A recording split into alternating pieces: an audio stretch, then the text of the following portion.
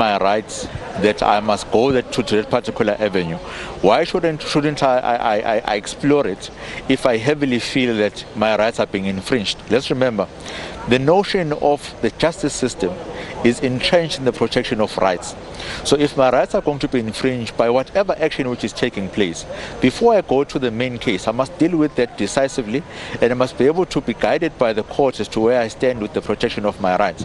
So if that particular avenue is open to the former president, and if he so wishes and says, I have merits in terms of fighting for this particular point, he has to go to that particular avenue, even though it could be seen as being a delayed tactic.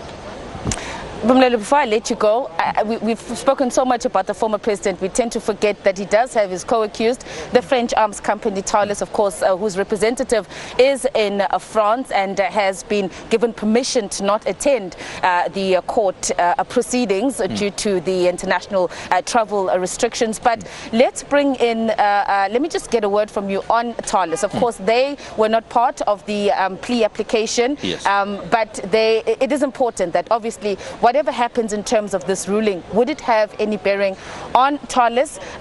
Would the case against Thales then continue? What would happen?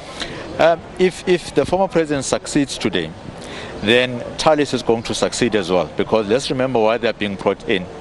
They are there to provide the link between the payer of the money and the person who received that particular money. Right.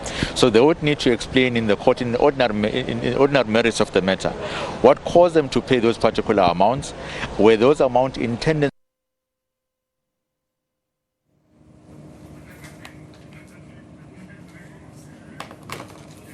Such a pity that we lost out on all that amazing analysis of the case. But just to ask you, the viewer, let us know at the agenda_SABC what your thoughts are about these developments. What are you expecting to come out of the judgment from Judge Piet Koen? And what are your thoughts on Billy Downer's handling of this case? Let us know at the agenda_SABC.